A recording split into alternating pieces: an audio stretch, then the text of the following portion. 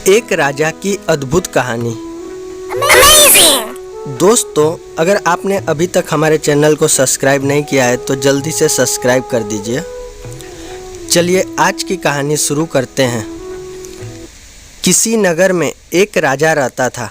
राजा बूढ़े होने को आ गए पर उनको कोई बेटा नहीं हुआ, सिर्फ एक बेटी थी। राजा को बहुत चिंता होने लगी कि अब मेरा इतना बड़ा साम्राज्य कैसे संभलेगा, इसकी देखभाल कौन कर पाएगा। एक दिन अचानक भगवान का नाम लेकर राजा ने यह निर्णय लिया कि कल सुबह जो भी हमारे दरवाजे पर आने वाला पहला व्यक्ति होगा, मैं अपनी बेटी से उसका विवाह कर दूंगा और अपना नया उत्तराधिकारी बना दूंगा। अगले दिन सुबह सुबह एक फटी पुरानी कमीज पहने एक लड़का दरवाजे पर दस्तक देता है। राजा ने प्रभु इच्छा समझकर अपने निर्णय के अनुसार अपनी बेटी की शादी उस लड़के के साथ कर देता है और अपना सारा राजपाट उसे देकर पहाड़ों पर संन्यास को चला जाता है।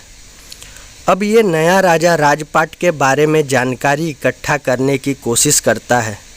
राज्य कैसे संभालना है, युद्ध में कैसे जाना है, क्या तैयारी होनी चाहिए ताकि बहुत अच्छा राजा बन सके।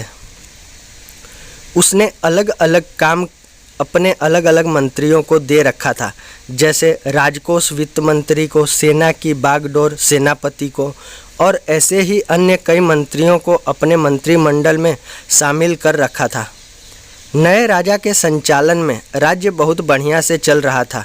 सारी प्रजा पुराने राजा की तारीफ कर रही थी कि क्या राजा चुना है। महाराज ने समस्त प्रजा के हमदर्द बनकर सदैव खड़े रहते हैं। यहाँ राज्यसभा के समस्त कमरे में समय समय पर सब आ जा सकते थे, लेकिन एक कमरे में सिर्फ राजा ही जाते थे।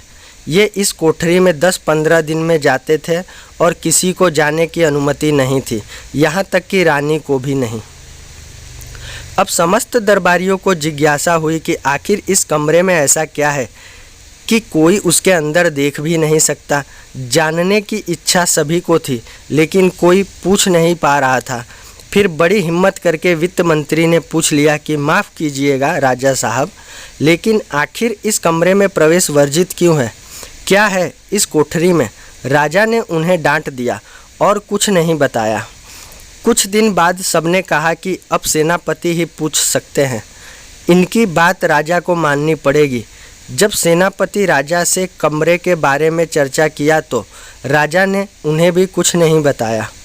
यहाँ से सबके मन में एक ही विचार आ रहा था कि अब रानी ही है जो इस जिज्ञासा को समाप्त कर सकती हैं।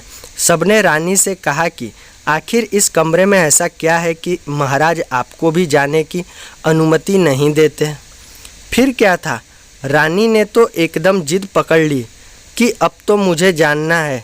राजा के बहुत समझाने के बावजूद भी जब रानी नहीं मानी तो राजा ने उन्हें ले गए और कमरे का दरवाज़ा खोला। देखा तो उसमें कुछ नहीं था, एक फटी कमीज और कुछ फटे कपड़े टंगे थे। सब ये देखकर हैरान हो रहे थे तो राजा ने बताया कि मैं अपने शुरुआत को याद करने के लिए यहाँ आता हूँ। मुझे जब कभी यह अहंकार हो जाता है कि मैं राजा हूँ, मैं इस राज्य का सम्राट हूँ, मैं ही सबसे बढ़िया हूँ, तो यहाँ आ जाता हूँ। आधे घंटे बैठा रहता हूँ, अपने शुरुआत को याद करता हूँ और अपने आप को बताता हूँ कि मैं यही था, यही मेरी शुरुआत थी। वो तो पुराने महाराज का शुक्र मनाओ कि मुझे राजा बना दिया। थोड़ी देर बाद जब मैं अहंकार टूट जाता है तो साफ और सच्चे मन से बाहर आ जाता हूँ और अपने प्रजा की सेवा में लग जाता हूँ। कहानी से सीख। यह एक राजा की अद्भुत कहानी हमें बताती है कि अगर ज़िंदगी में कभी आपको ईगो आ जाए, आप अपने को बेस्ट मानने लगो, आपको लगता है कि मेरे जैसा तो कोई है ही नहीं, तो अपने शुरुआत को याद करिए, अपने स्ट्रगल वाली पुरानी ज़िंदगी को याद करिए। आप सरल होने लगेंगे, विनम्र होने लगेंगे, ज़मीन से जुड़ा हुआ महसूस करने लगेंगे। इसीलिए कहा जाता है कि पैसा इंसान को ऊपर ले जाता है, इंसान पैसे को कभी ऊपर नहीं ले जा पाता।